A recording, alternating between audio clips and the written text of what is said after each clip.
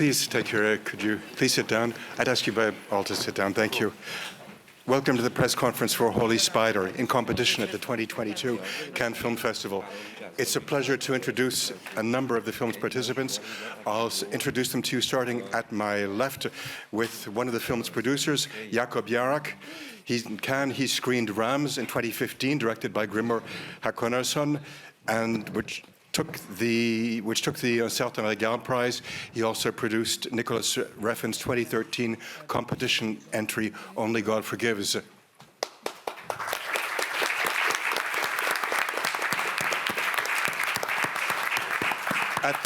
At the other end of the table, the film's second producer, Saul Bondy, who was last in Cannes with The Happiest Day in the Life of Olly Meki, which won the Prix Un Certain Regard here in 2016. Among other films, he's also produced Jennifer Fox's Emmy Award-nominated The Tale, starring Laura Dern. So,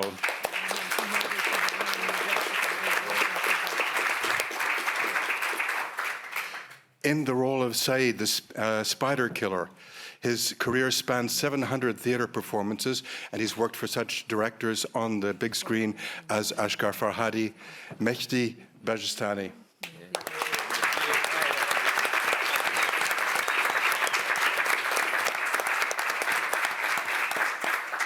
In the role of Rahimi, a journalist who travels to the Iranian holy city of Mashhad to investigate a serial killer who's been attacking female sex workers. Among many other films, she acted in Tehran Taboo, which showed in Cannes in 2017, Zahra Amir Ebrahimi.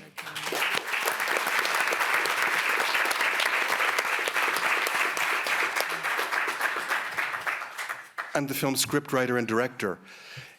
His second feature, which was his last one, Border, screened in Cannes in 2018 and won the Prix Un Certain Regard. It's a great pleasure to introduce Ali Abbasi.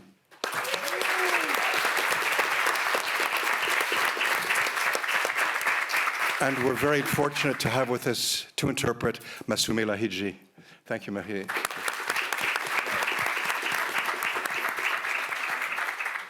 Ali, perhaps I could start with a question to you. Last night on the red carpet, there was a protest, women protesting the fact that in France, since the last festival, over 120 women have been killed by men. You've stated that your film isn't about a serial killer, but a serial killer society, and that in fact isn't limited to Iran. Do you want to speak about that? Yes. So, I mean, we didn't do the movie to highlight the women's conditions in Iran. We didn't do the movie to do it like activist work, but it does take up that theme. Is it limited to the Iranian society? I don't think so. As you know, the protest yesterday was a sign of. Have we come a long way in Europe, to get to a more equal place, to a less violent place, less violence against women, less misogyny? I think so. Is it enough? I don't think so. Thank you. I'd have a question for both Zahra and Mehdi. And when did you first hear about the spider killer?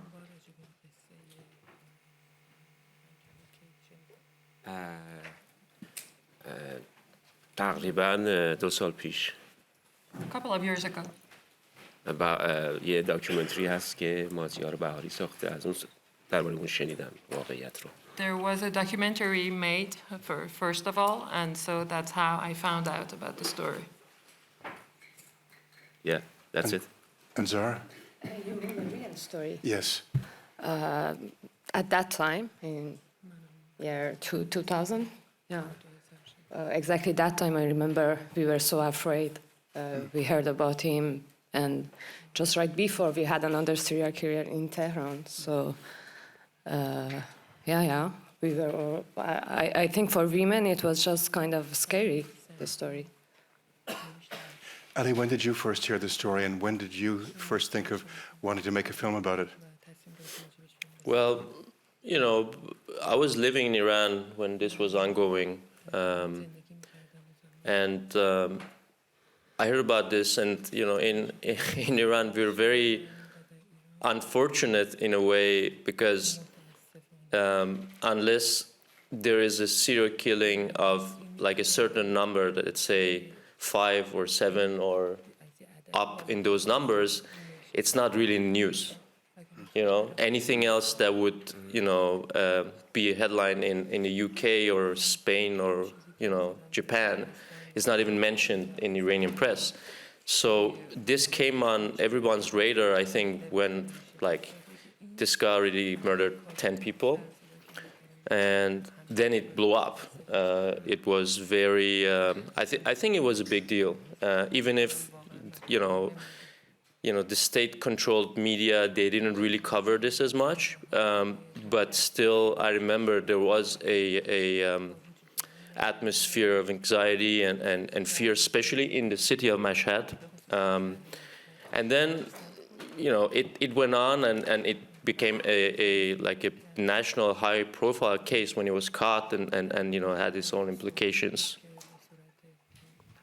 And when did you decide you wanted to make a film about it? When did you first start thinking about that? I think. And how has the story changed since then? Okay. You want a short version or a long version? You want the 20 years long version, maybe? Well, the thing with this, I'm not a big fan of serial killers, I'm not a big fan of serial killer movies either. I'm not like so interested and invested in crime, solving crime. So the fact that the killings happened, it was, I was following the news like everyone else.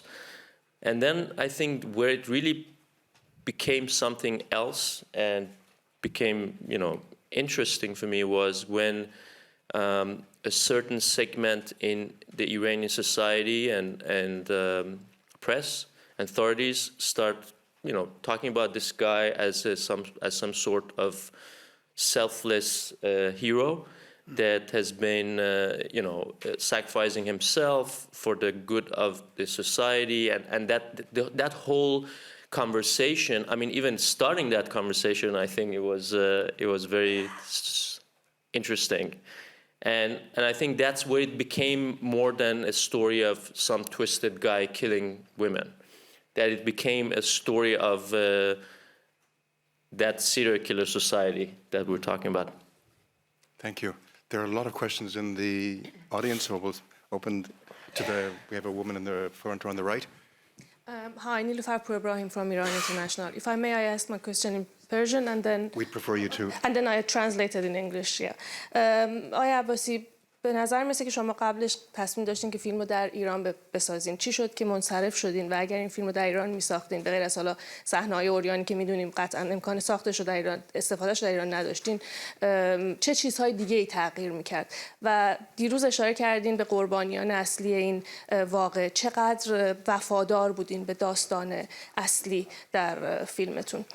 My question goes to Mr. Abbasi. I asked him originally, apparently he was going to shoot this movie inside Iran, why he gave up, and if he was making it inside Iran, what would have changed in the film? And then about the original story, how much faithful the film is to the original story. Thanks. So I'm gonna answer you in English, I guess. Well, just want to mention one thing for the record here. This is not the story of Saeeda Hanai, the actual case. This is inspired by the case. That is a real case involving real people, involving people that are still alive and are not involved in this, don't want to be involved or related to this. And I think it would be morally wrong to make that the story of actual story of Saeeda Hanai. And frankly, I wasn't even that interested in that. So I think this reality is super important. Reality generally is super important, but it's also a very debatable, complex issue, you know. But I didn't feel that we had an obligation to, you know, follow anything. This is a work of, on a good day, it's a work of art. On another good day is a work of entertainment you can choose. But the point is, we fictionalized a story. We took some themes up, you know, we prioritized some stuff. It's all to say that I don't even know what a real story of these women is. I think the real story is that they're human beings. The real story is that they were in acute poverty. The real story is that they were married when they were 14, and they had 2 kids when they were 23, and they were doing junk in the street when they were 19, and by the time when they're 35, they lose all their teeth. That's the real story. Do we address this in a satisfactory way, in a complete way? Well, I think we show a corner of it, but again, that it is not a movie about women's condition in Iran. That would have been a great movie, though. What was your other question? Originally wanting to shoot in Iran. Oh yeah. So I did try to shoot this in Iran. I went to the Ministry of Culture and Islamic Guidance, as it's called. And I had a cup of tea with them, as it's called. And I told them, you know, here's the script, minus a few scenes. And I was ready for a compromise of doing the movie, you know, in the framework of Iranian laws and regulations and censorship. I also told them I don't approve of censorship. I never approve of censorship for anything. But, you know, I think that compromise was, you know, I thought it was a good deal for me because I would get the reality of Mashhad, get in touch with the authenticity of the place, and so on and so on. And their answer was, I mean, it's such an honor that you came back to your country and after border and great filmmaker, blah, blah, blah. We'll get back to you. And then a year later, I was like, you didn't get back to me, and said, hey, come back and drink another cup of tea. And that's where you know the answer is no. I still think that there's nothing in our movie that is controversial as such. There's nothing that is secret. Anything that is shown here is part of people's everyday life. I mean, there is enough evidence on the ground that Iranians have sex too, you know. There is ample evidence that there is prostitution in the streets of every goddamn city in Iran, as around the world.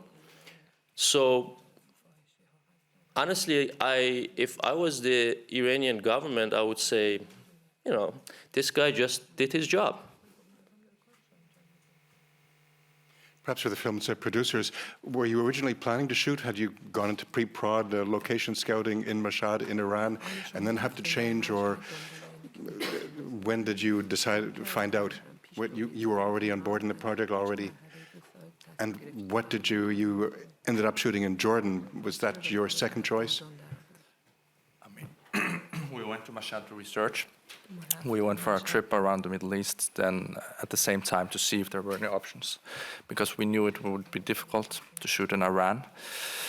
And when it proved difficult, impossible, then we had to settle for Jordan, which we had different options to where to shoot in Turkey and Jordan.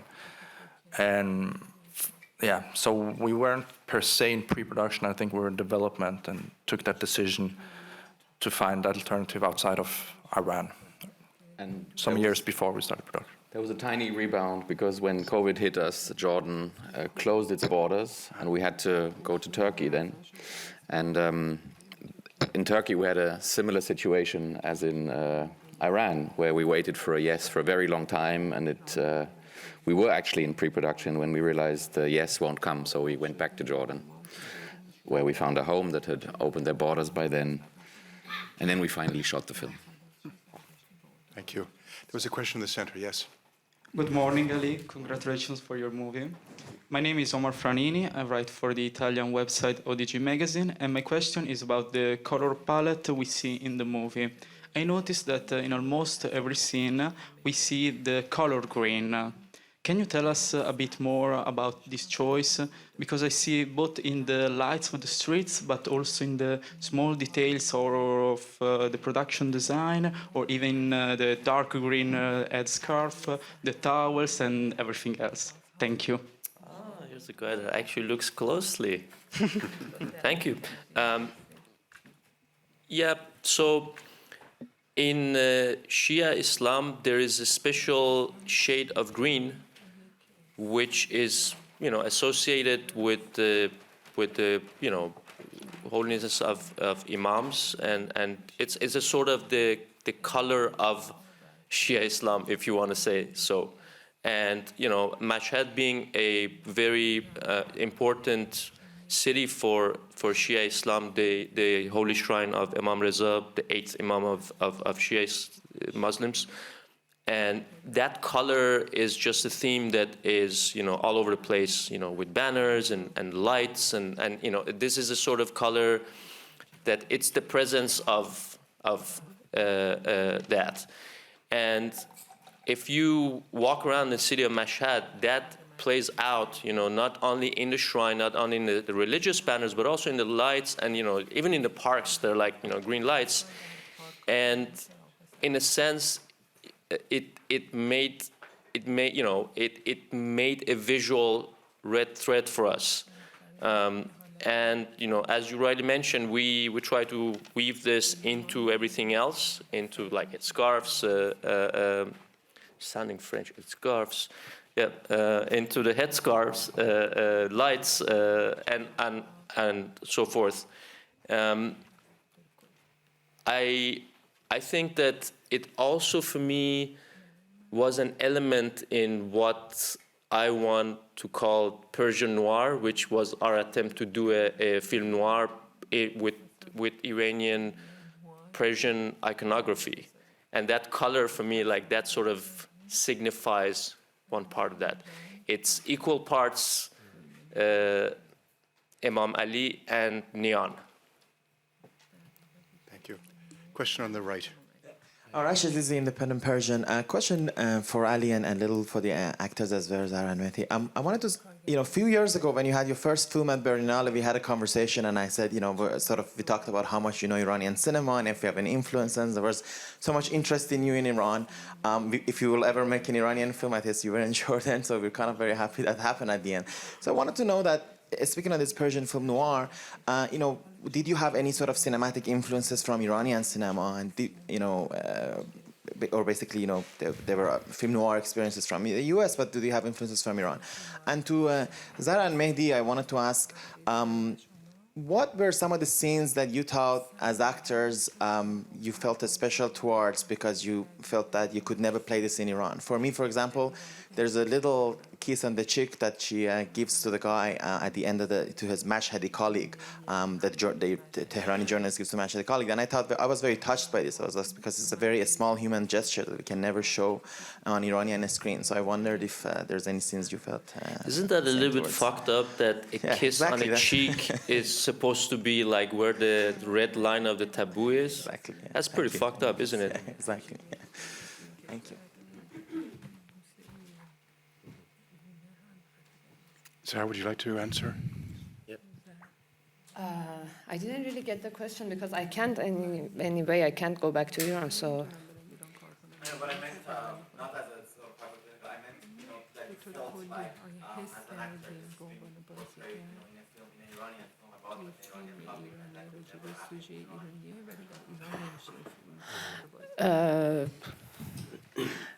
Yeah, actually, that was the freedom we had to make this movie, and that was why, actually, I just wanted to work in with Ali in this project, and I found it really, actually good occasion, because I think the first time we met each other, we were like, I just found that, okay, we think the same. We're gonna do a good movie, correct movie without any errors. And that was my very first feeling about Ali's movie. That's, and then I know he knows Iran very well. So it's not like a Iranian diaspora movie that we don't know exactly what we are talking about. We don't know the culture.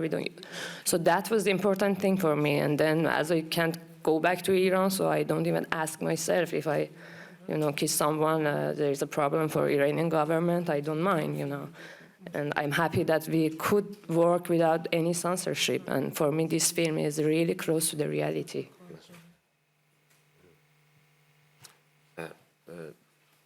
در ابتدا In the mic, please.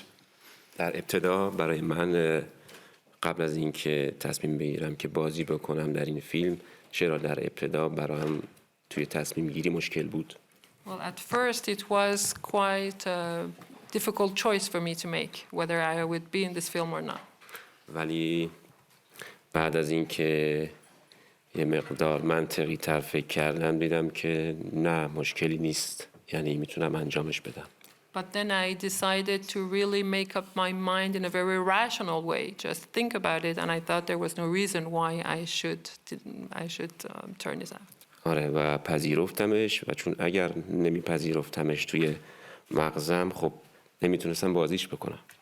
And it had to be a profound acceptance in me. Once that I had accepted it, it was necessary for me to have this self-agreement in myself before being able to actually act and embody the character.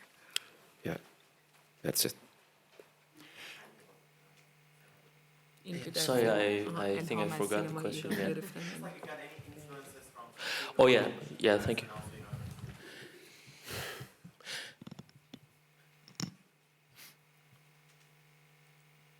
I have a lot of respect for Iranian cinema. There are a lot of people I look up to, but cinematically speaking, I don't feel at home in Iranian cinema, and that's because everything is so fucking metaphoric, There's always a flower in the wind, which is supposed to be a symbol of some fucking thing. And I think I'm too rough around the edges for that fucking metaphor, I think a movie is a slap in the face. It's not a fucking flower bouquet, And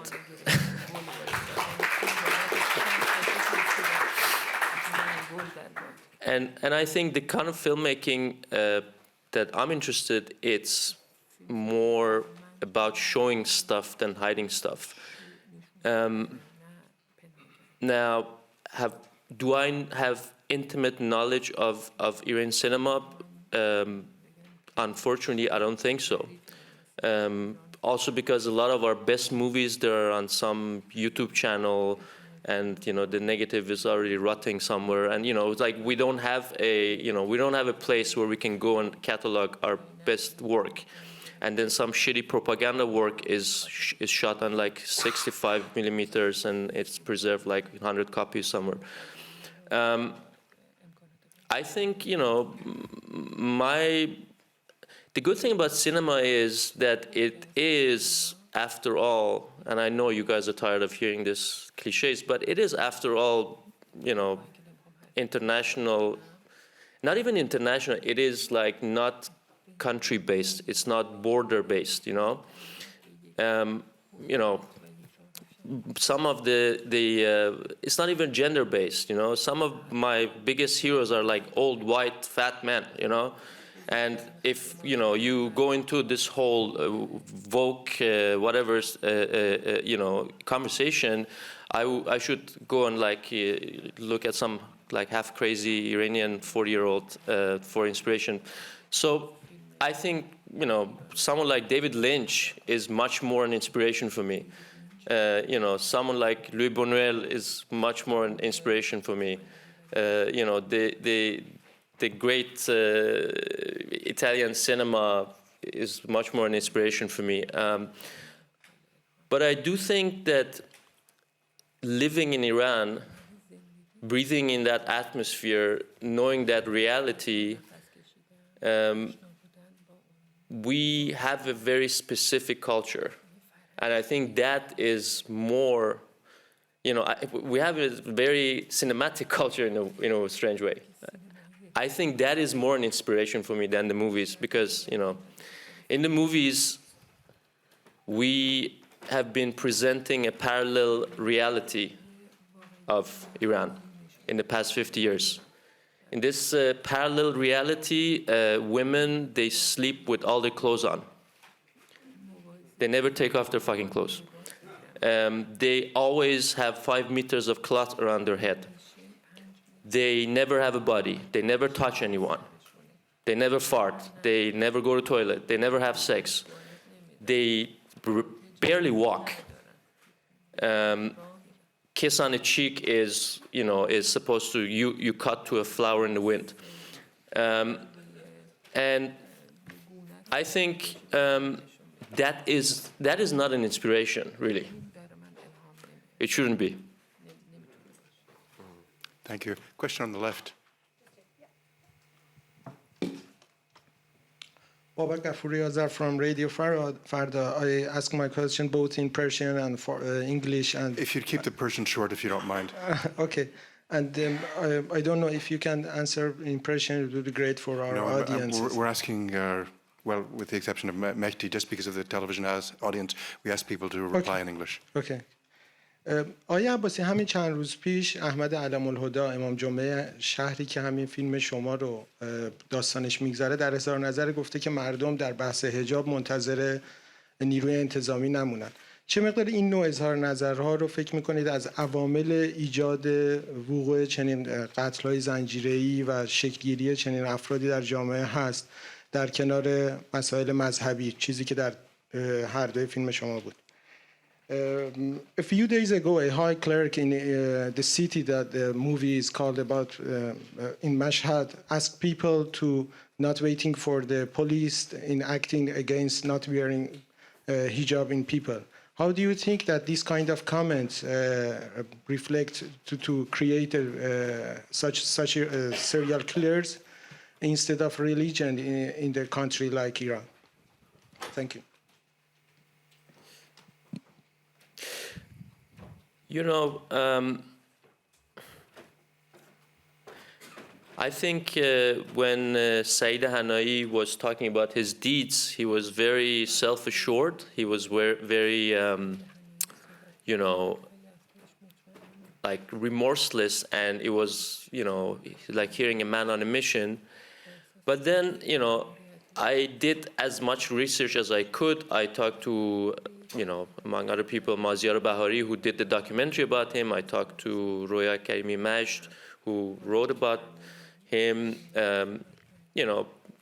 And my conclusion was that unless you have a twisted mind, unless you have some sort of psychosexual suppression, I don't think religious fanaticism is enough, you know. I don't think, you know, I don't think religious fanaticism is a good thing. I don't think so. But do all religious fanatics, do all observing people end up in a street killing other people? It's not that simple.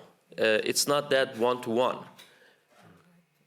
Although, if you have people, you know, that, you know, always agitate and always stick in people's ass, try to like motivate hate and provoke hate. Of course, that creates a poisonous atmosphere. But knowing, Iranian government now and the system for this past 50 years, this is just like every time there is a pressure. Right now, the country is crumbling, the price of everything is going up, the back of working class people is breaking. We're in a wealthy country with, $115 billion of reserves just outside of our country, and long list of resources, and we're struggling to eat. When that's the situation, there's always distractions. There's always like, oh, let's go talk about this. Let's go talk about culture. Let's go talk about hijab. No, let's go talk about bread. Thank you. Question in the back, sir. Good morning. Tim Barrows, Fab UK Magazine. I love the film. Great performances in the movie. Amazing. This last 5 minutes were amazing. Very nail-biting. This question is for Zar Amir and Mehdi. How did you prepare for the role? Did you study journalism? Did you study serial killers? How did you get into the mindset? How did you study? Great performances. I loved it. Thank you. And Mehdi, did you look at the documentary with the interviews with the killer, the real Saeed? بله، در ابتدا خب من فیلمنامه رو خوندم و این مستند رو دیدم. Yes, the first stage for me was to read the script and then see the documentary. و در ادامه با علی در مورد کاراکتر صحبت کردم و همچنین با زر در موردش صحبت کردم و راهنماییم کردم. And then it was really a long conversation with Ali and with Zar so that they could guide me through the character. بعد این محله‌ای که این آقای سعید حنایی توش زندگی می‌کرده تقریباً شبیه همون محله‌ای هست که من خودم واقعاً توش زندگی کردم، بنابراین خیلی دور از ذهنیات من نبود، شبیه بود به محل زندگی خودم. And at the same time, not the character himself, but his environment, the neighborhood in which he lived was quite familiar because it was very much like the neighborhood in which I was brought up. و خب دیگه در ادامم خیلی بهش فکر کردم دیگه همین. And then I was just plunging in the character and went on thinking about him. You weren't improvising, exercising, rehearsing on other people, I hope. Yeah. کجا where? What do you mean? I didn't catch you. Yeah. All right. Sarah, do you have anything to say? I'm also curious, how did you, from my understanding, you didn't first start working on the project as an actress? Yeah, that's a long story. Yeah, I just started working like 4 years ago, I think, as a casting director on this project. So I had this chance to get, actually to know maybe better than everyone the script. I was here and Ali developed it 10 times, and we had this conversation about how to developing this Rahimi, the journalist. She wasn't the same in the beginning. I think she got just developed more and more, but yeah, that doesn't change anything in the end. The journalism, for me, to just answer your question, is I was always interested actually in journalism. When I was in Iran, I wanted always to write an article for this paper and that paper or online magazine and everything. Then when I came to Paris and I needed some time to just find my way to, again, acting.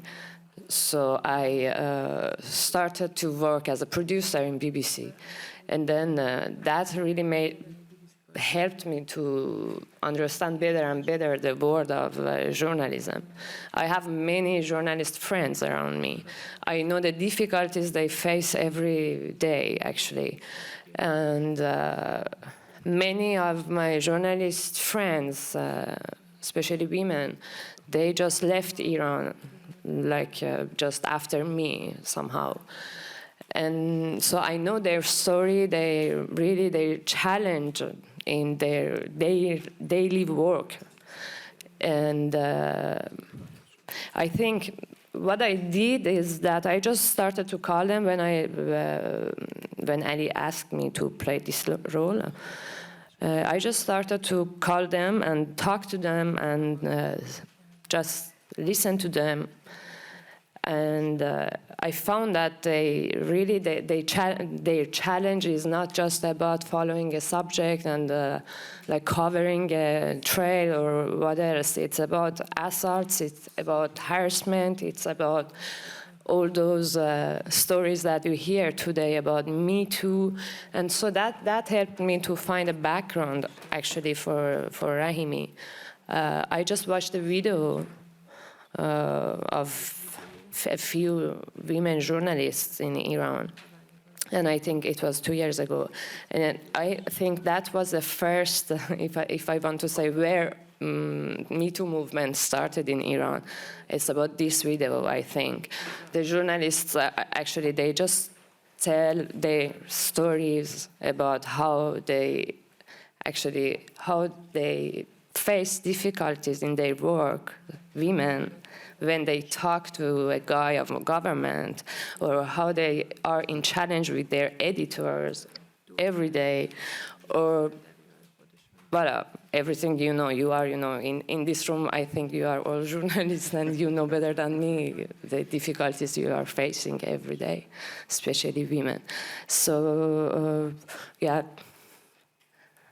this is maybe, that just what actually was a kind of research that I did. Then I added some personal, maybe stories that I have to say, just channeled my personal life and my personal life, especially in Iran, because I was in trouble when I just left Iran. And I know how you deal with the government when you when you need just to solve a problem with the government. This is just like horrible. And I think. And otherwise, I think, as a woman, I had always from my teenager age. I remember I was just walking in the street and somebody was touching me like this, or somebody wanted to just assault me because I was just a little bit beautiful, maybe. And, I had always these erotic, comments. And I think we women, like Iranian women, or maybe many other women around the world, we have kind of similar experiences as Rahimi has in this movie. So I just tried to somehow add all these understanding and experiences to this character and just develop it little by little in the story. Thank you so much. We have a question in the back. Oui. Bonjour, Shahid de la télévision Iran et Farda. Le générique de votre film démarre une fois que le premier assassinat est fait et la caméra montre le bague dans le doigt de l'assassin. Shows the ring on the hand of the assassin. Then you have the credits, and the camera shows the whole of the town. Did I fully understand that you were trying to say that the sacred spider was the ring that all these ayatollahs wear on their finger? Thank you.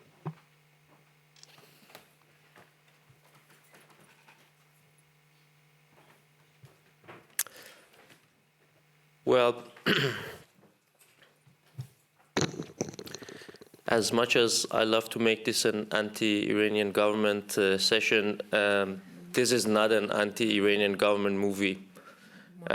This is not anti-anybody, really.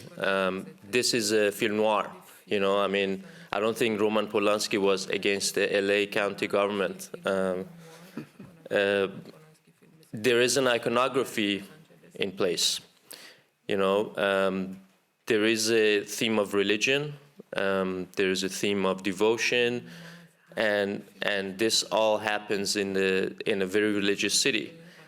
and these are signs that are abundant there, and of course to signify that this guy is a religious man, which is important for the story.